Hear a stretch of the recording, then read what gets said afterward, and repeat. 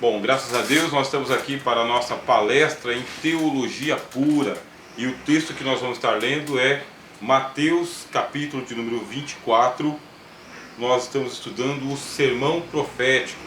Chamamos de Teologia Pura, aquela teologia que vem diretamente dos lábios do Senhor Jesus, passada para nós através dos evangelistas Mateus, Marcos, Lucas e João, tá bem? Mateus 24, nós já tivemos a introdução a esse sermão na palestra passada. Vamos agora dar continuidade.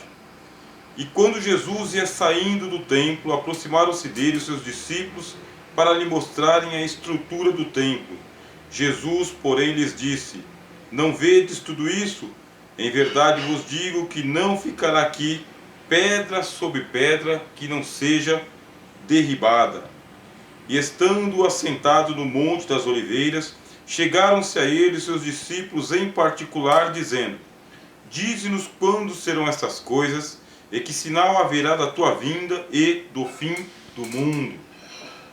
E Jesus, respondendo, disse-lhes: acautelai-vos que ninguém vos engane, porque muitos virão em meu nome, dizendo: eu sou o Cristo, e enganarão a muitos.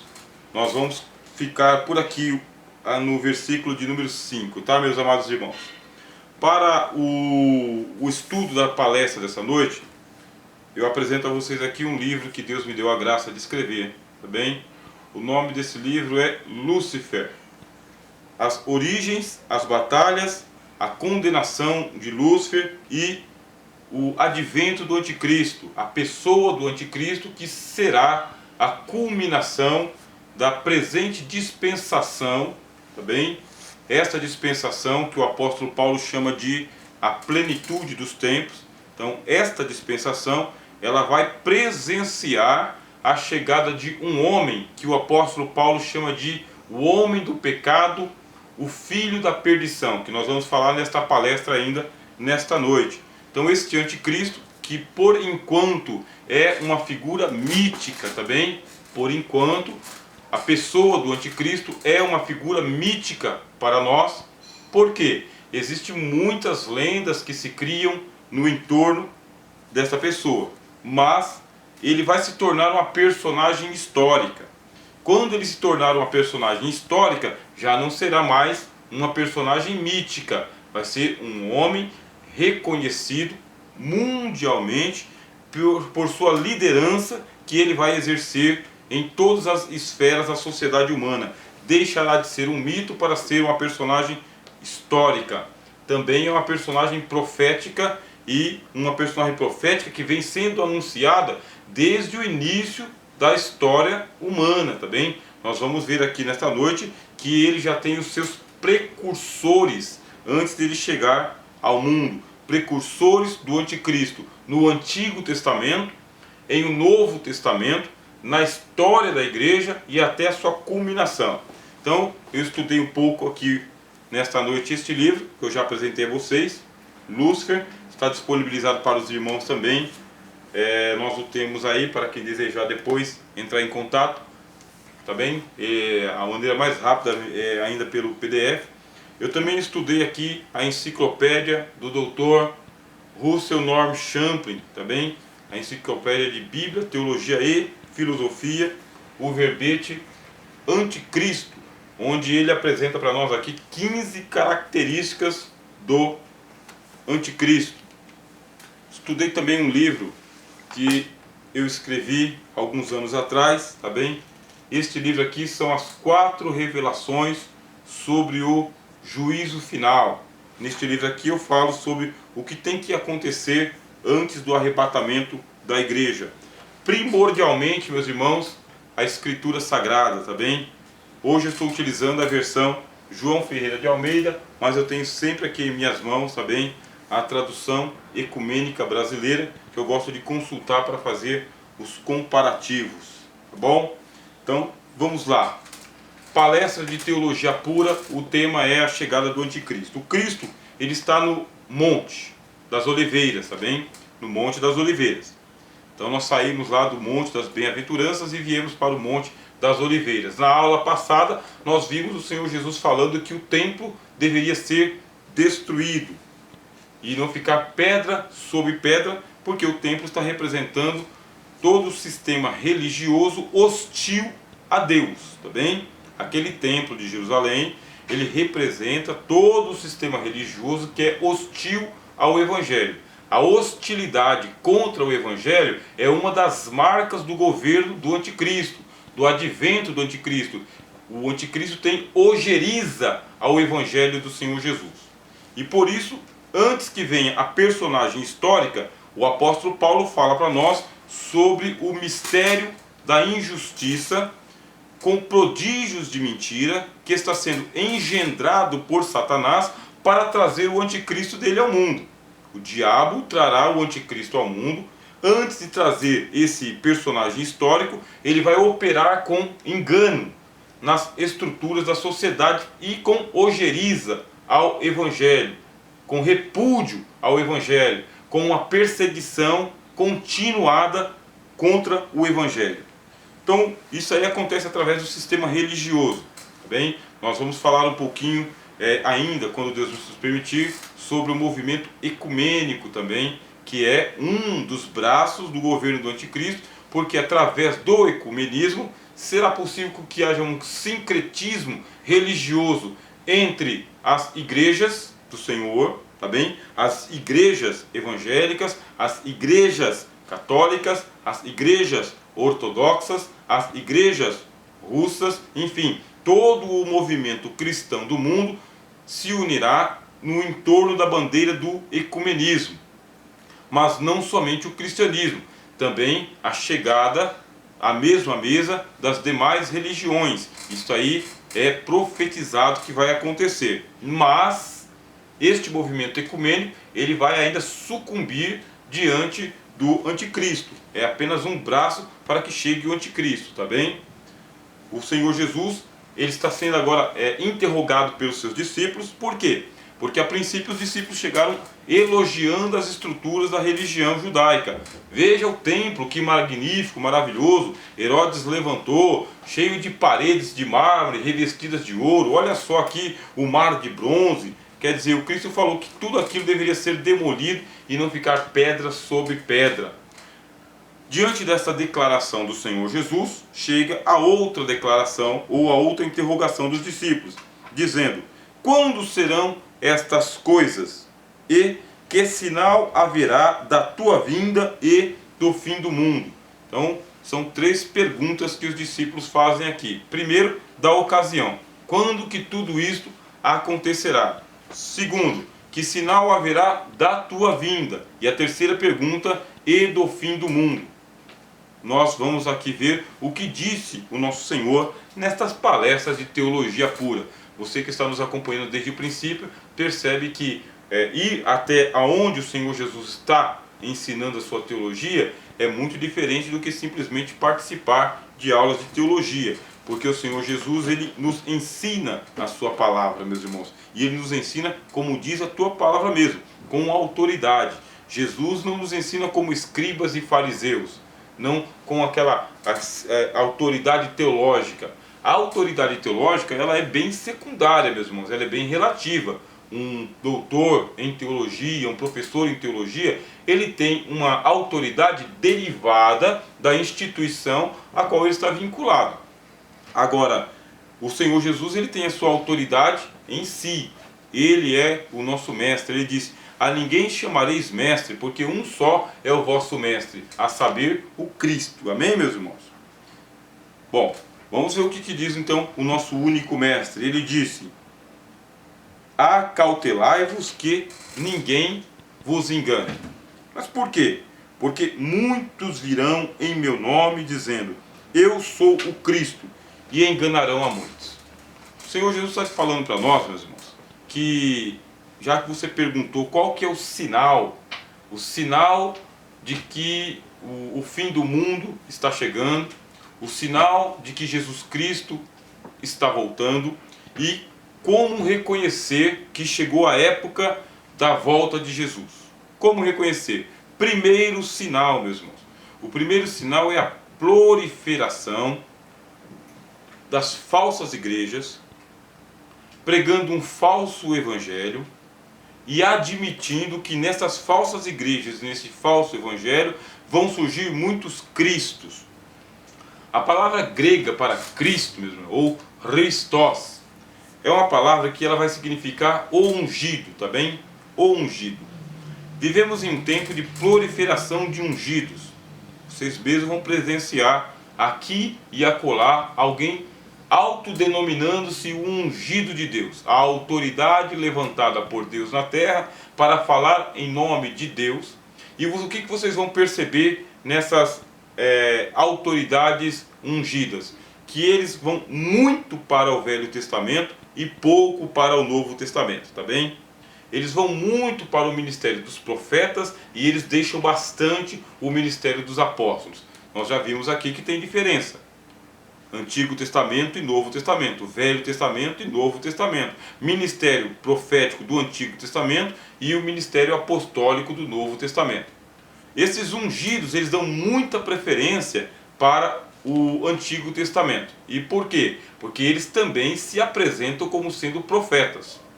Indo ao Antigo Testamento, eles começam a fazer as interpretações do Antigo Testamento com base numa falsa hermenêutica, meus irmãos. Eles forçam os textos do Antigo Testamento a dizer o que não dizem, a transmitir uma mensagem que não pode ser transmitida. Assim, eles vão muito mais trazendo, sabe, um pseudo-evangelho do que o evangelho do Novo Testamento. Acautelem-se sobre isso, porque fica difícil nós identificarmos um falso profeta ou um falso Cristo mesmo. Fica difícil quando ele é exímio em Antigo Testamento, e geralmente eles são mesmo. Inclusive eles fazem faculdade de hebraico e eles estudam bastante a Bíblia em hebraico. Eu tenho aqui uma Bíblia em hebraico também. Ó, eu estudo aqui, não estudo muito, tá? Por não ter nem tempo e nem versatilidade para poder trabalhar com essa Bíblia. Essa aqui é a Bíblia hebraica, tá? É chamada de Stuttgartensia, esta Bíblia aqui. Toda ela em hebraico, tá bem? Toda ela. Agora, existem alguns que são fanáticos em mitologias judaicas, fanáticos também no estudo do hebraico, exageradamente, tá bem? De tal maneira que eles procuram fazer uma judaização da igreja, uma judaização da pregação do evangelho. Valorizam sobremodo o Antigo Testamento em detrimento do Novo Testamento.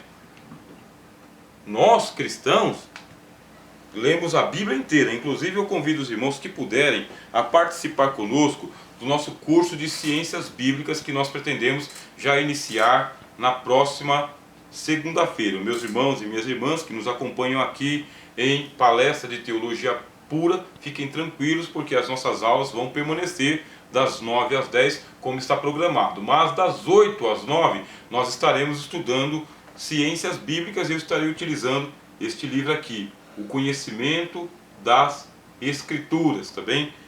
Este aqui é para a gente poder refrescar um pouco a nossa memória sobre as disciplinas que nos levam para o universo das Escrituras. Pense, meus irmãos, a Bíblia ela é um oceano e nós somos os nadadores. Para entrar neste oceano nós precisamos de barcos, remos, precisamos de motor, precisamos de vela, nós precisamos de instrumentos para nadar neste oceano. Não dá para entrar com a cara e com a coragem. As ferramentas, meus irmãos, elas estão ao nosso alcance. Eu convido os irmãos que quiserem participar, estarem utilizando esse livro. Veja só que ele não é um livro muito denso, mas ele é profundo. Ele não é muito extenso, mas ele tem muita coisa. Eu tenho uma outra ferramenta aqui que eu vou utilizar depois, mais especificamente em hermenêutica, tá bem? Mas por enquanto, esse daqui, que é do doutor Robert Charles Sproul, tá bem? Uma pessoa que partiu para o Senhor agora em 2017. Então o que acontece? Essas pessoas que são pretensos, ungidos, eles vão para o Velho Testamento, que é um oceano de profecias difícil de se nadar. É bom a gente lembrar que as águas do Antigo Testamento, elas são como aquele mar por onde o Senhor Jesus estava flutuando. As águas estavam intempestuosas, o vento estava soprando fortemente, meus irmãos, mas estava quase arrebatando a pique o barquinho dos discípulos. O Senhor Jesus veio pairando por sobre as águas e ele acalmou o vento também e a tempestade, que seria ali representando o Antigo Testamento. Jesus, que é o Novo Testamento, está pairando sobre as águas e ele dá ordem ao vento e à tempestade. Como que nós sabemos que aquela tempestade representa o Antigo Testamento? Livro de Gênesis, capítulo de número 1. O Espírito de Deus se movia sobre a face das águas e havia trevas sobre a face do abismo. Até que disse Deus, haja luz. Quando Deus disse haja luz, o Novo Testamento chega. Então nós temos que dar primazia, sim, à leitura e interpretação do que os apóstolos deixaram para nós. Mateus, Marcos, Lucas, João, Paulo, Tiago, essa turma toda, Pedro, o que eles deixaram para nós. E vamos para o Antigo Testamento fazendo uma leitura a partir dos óculos também, meus irmãos, dos óculos do Novo Testamento. Coloca o óculos de Paulo, coloca o óculos de Pedro, coloca o óculos de Tiago e vá para o Antigo Testamento. Os ungidos, esses falsos ungidos, esses falsos cristos, eles dão primazia para a sua pseudo-interpretação do Antigo Testamento com pretensa autoridade de serem mestres em hebraico. Mestres no Antigo Testamento. Quem se tornar mestre no Antigo Testamento, com certeza vai se lembrar do que disseram os pais da igreja, que o Antigo Testamento creu na direção do Novo, tá bem? Então os profetas foram direcionados para o Evangelho. Já falei para os irmãos e as irmãs que os profetas, eles são os proto-cristãos, cristãos antes da chegada do Evangelho, mas já eram cristãos também. Inclusive, no estudo que nós estamos fazendo sobre história da igreja perseguida, eu comecei a passar para os irmãos aí os conteúdos da teologia de Justino o Mártir, tá bem? E Justino Mártir, ele era dessa opinião também, de que o Antigo Testamento, ele é um prenúncio da chegada do Evangelho, o Evangelho está lá, mas que os profetas estão sendo direcionados para o Novo Testamento. Veja só que ironia. Os profetas são direcionados para o Novo Testamento e os falsos cristos querem levar a igreja de volta para as páginas do Velho Testamento, interpretando erroneamente, evitam falar o nome do Senhor Jesus, que é uma das características do espírito do anticristo, evitam falar o nome do Senhor Jesus, dando muito mais preeminência para as profecias materiais que estão no Antigo Testamento. É uma só Bíblia, é uma só palavra de Deus, mas são duas economias diferentes, tá, irmãos? Duas economias. Então o que acontece? O Senhor Jesus fala, acautelai-vos que ninguém vos engane, porque muitos virão em meu nome dizendo, eu sou o ungido, eu tenho uma unção profética e eu vou profetizar sobre a sua vida. E lá vem as campanhas do Mar Vermelho, e lá vem as campanhas da queda dos muros de Jericó, e lá vem a campanha da Estrada de Sal, e lá vem as campanhas e mais campanhas, com objetos ungidos, meus irmãos, aos montões. Sabe que esses objetos ungidos, eles fazem parte da história triste do cristianismo. Esses objetos ungidos não é novidade do nosso tempo. Eles fazem parte de uma história triste. Inclusive, eu tenho aqui um livro, vou pegar aqui para mostrar para vocês, um livro que eu lembrei agora, tá? Assim eu já apresento o autor também para vocês, tá bem? O nome do livro é esse aqui, História da Evangelização do Brasil, tá bem? Por Elben M. Lenz César. Aí o que acontece? Ele vai dizer pra gente o que aconteceu quando os primeiros missionários começaram a chegar aqui no Brasil, tá bem? Eles disseram o seguinte, que por todo o Brasil estava espalhado cruzes no Brasil inteiro, só não tinha a mensagem da cruz. Eu recomendo esse livro para vocês verem, tá bom? Vocês vão gostar muito, se vocês conseguirem ler esse livro aí, comprá-lo, tá bem? Importante vocês comprar o livro, mesmo que vocês tenham aí acesso a pegar os livros pela internet em PDF, é importante ter um livro físico, tá? Prestigiar o autor, tá bom? Isso aqui é muito importante. Ele vai dizer o seguinte, que os primeiros missionários que chegaram aqui no Brasil, eles viam muitas cruzes espalhadas pelo Brasil inteiro, porque era um Brasil tomado pela superstição do catolicismo romano antigo.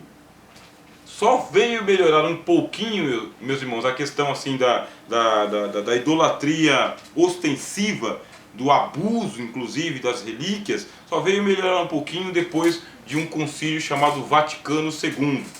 Porque o Concílio Vaticano II, ele deu uma amenizada nessa situação. Mas, desde todos os tempos, existe a venda de relíquias dentro do catolicismo, com pedaços da cruz, pregos que crucificaram o Senhor Jesus, pedaços de espinho da cruz, pedaços do manto sagrado do Senhor Jesus, cálices aonde foi recolhido as gotas de sangue do Senhor Jesus, e muita lenda, muita lenda em torno da superstição popular. O que acontece? Nós vamos ver uma revitalização desses ungidos que vão ungir objetos, muitos objetos, vão tornar dias mais santos do que outros dias santos, lugares mais santos do que outros lugares santos, ações mais santas do que outros lugares santos. Quer dizer então que a religiosidade popular vai ser explorada por esses pretensos cristos ungidos, meus irmãos. E aí vem espada ungida, rosa ungida, água ungida, sabonete ungido, travesseiro ungido, cueca ungida, gravata ungida, aliança ungida, um monte de bugiganga e apetrecho ungido em nome do Senhor. Então você vai ter aqui a ênfase de pregação no Velho Testamento com uma falsa hermenêutica e também a exploração da superstição, da crendice popular. Muitos virão em nome do Senhor, e aí diz o Cristo, e enganarão a muitos. Eles são precursores do anticristo, tá bem? Por quê? O apóstolo Paulo vai dizer para nós, e nós vamos ler aqui, porque esse assunto que nós estamos aqui, ele é tão atual, quanto estava atual nos dias do apóstolo Paulo. Se os irmãos estiverem aí com a sua Bíblia próxima, tá bem? Os irmãos podem ir comigo lá para as cartas do apóstolo Paulo aos Tessalonicenses, tá bem, meus irmãos? Depois de Colossenses, aí nós vamos para Tessalonicenses. O apóstolo Paulo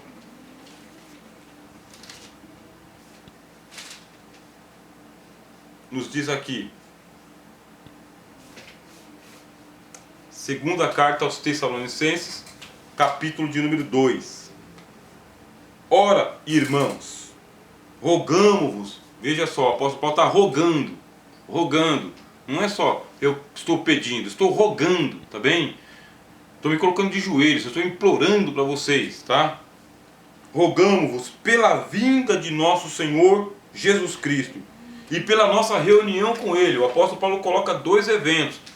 Eu rogo, eu imploro pela vinda de Jesus e para o momento que nós vamos estar reunidos com Ele, tá bem? Eu estou implorando para vocês que não vos movais facilmente, não deixa ninguém ficar movendo a sua fé de um lado para o outro, como se fosse um jogo de xadrez ou um jogo de dama. Você não é peça de dama e você não é peça de xadrez.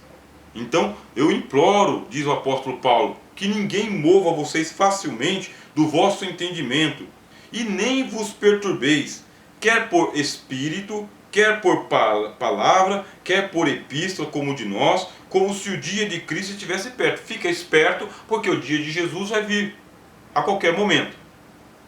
Ninguém de maneira alguma vos engane, porque não será assim. Cristo não voltará assim, sem que antes venha a apostasia e se manifeste o homem do pecado, o filho da perdição.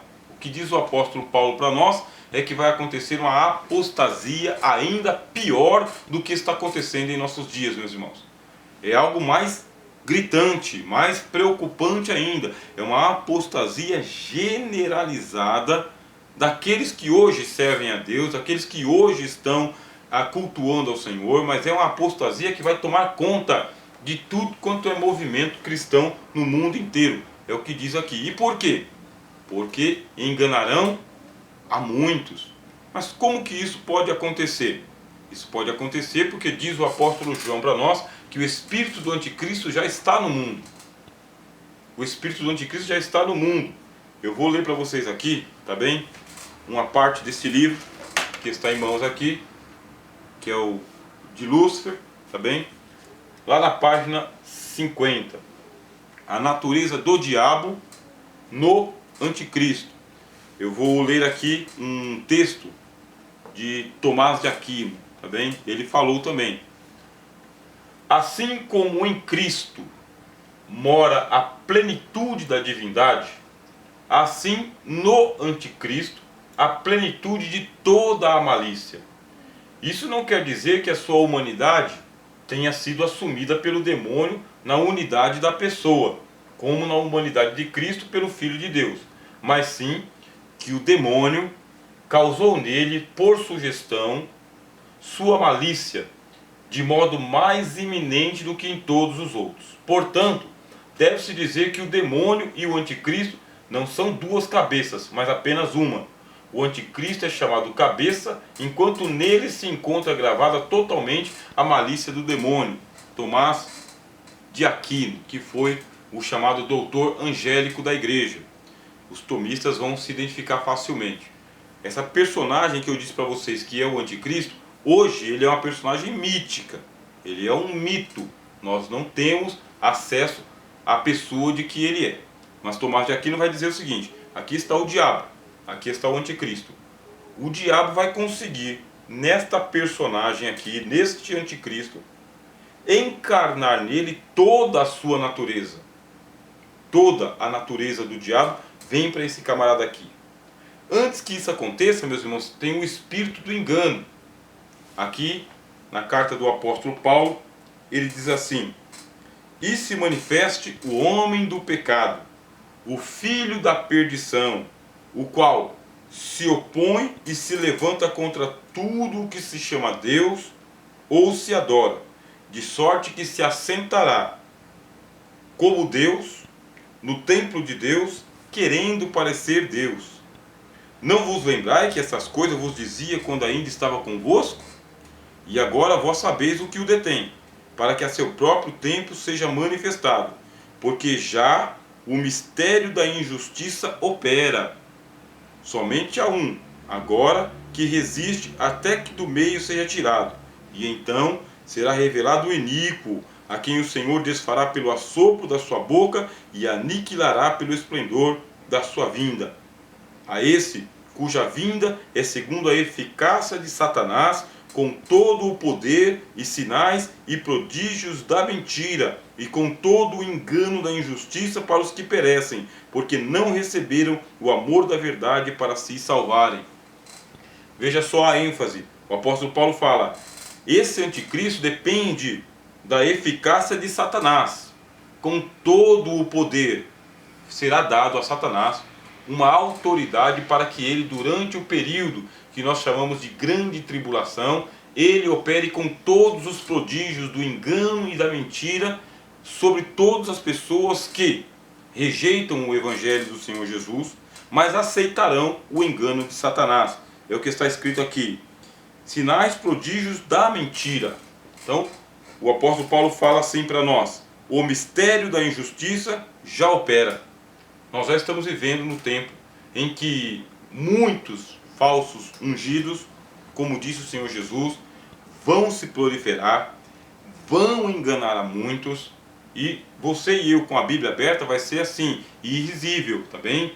Você e eu com a Bíblia aberta, convidando para seminários teológicos, para conferências bíblicas, nós não teremos sucesso com essas pessoas, porque chegará tempo, diz o apóstolo Paulo escrevendo a Timóteo, chegará tempo em que as pessoas, esses cristãos, eles amontoarão em torno de si doutores que andam de acordo com as suas próprias concupiscências, e essas pessoas, elas vão dar ouvidos a espíritos enganadores, a espíritos de demônios, doutrinas de demônios, e vão ter comichão nos ouvidos. Anunciar o evangelho, anunciar a verdade, falar de Jesus, abrir a Bíblia, fazer conferência bíblica vai ser ineficaz, por causa que o espírito de engano vai tomar conta dessas pessoas. A coisa é seríssima, meus irmãos.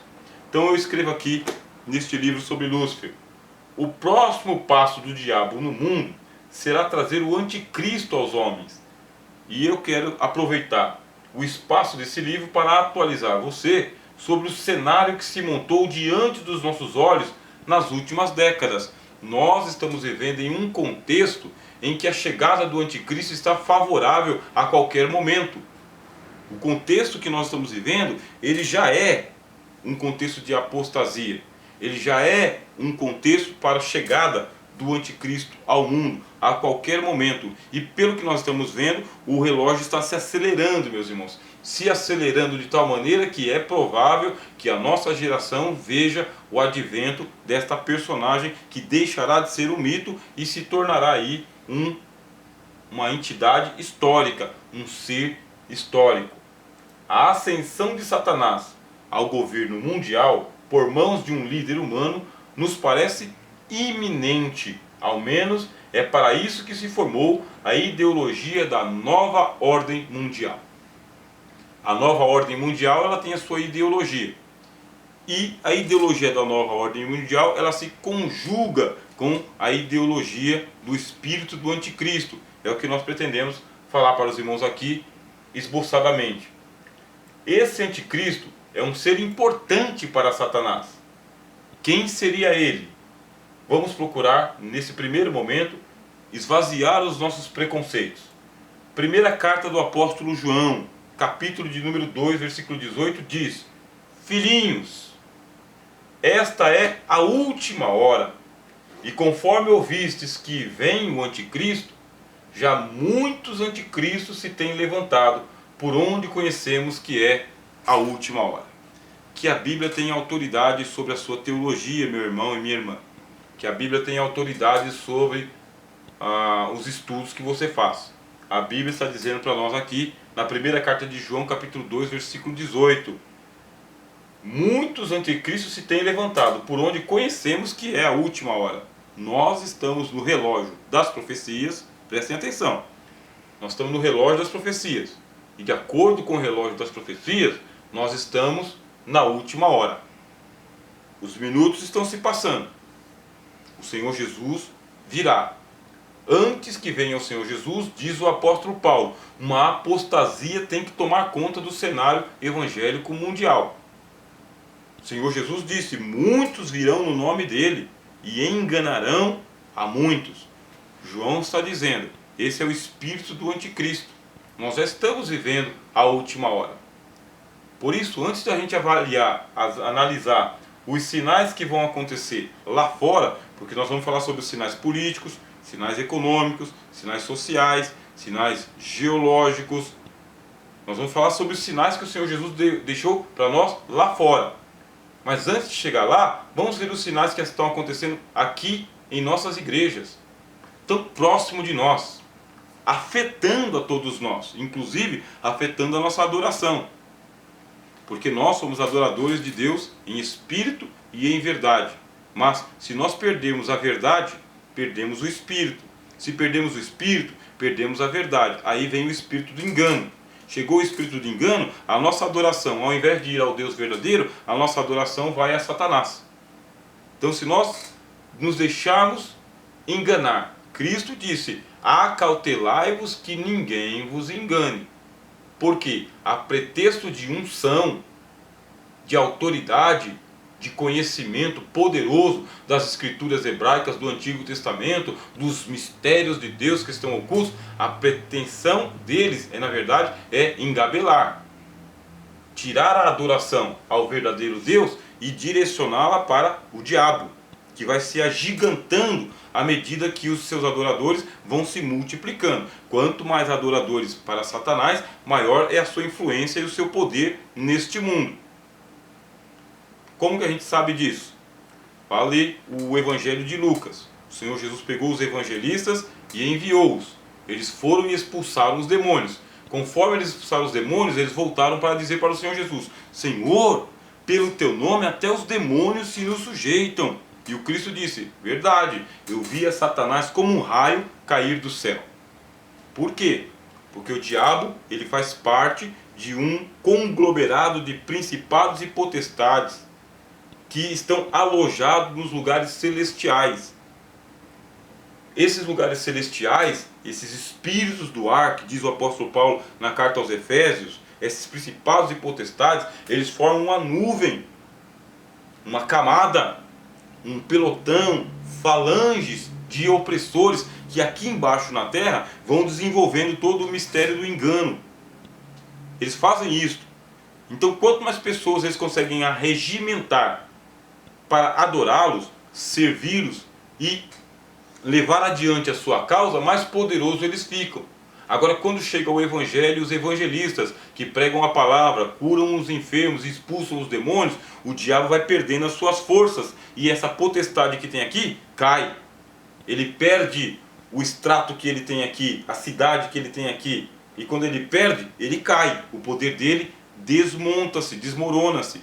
Por isso é importante, quando a gente pregar a palavra de Deus, pregar com seriedade e com a santidade do Espírito Santo, com a autoridade do Senhor Jesus, para que assim as potestades elas sejam desmanteladas. Mas se as igrejas começarem a favorecer a pregação de um falso evangelho com falsos ungidos, vai acontecer justamente o contrário. O diabo vai se encalacrar nos lugares espirituais e ali ele vai se manter como uma potestade.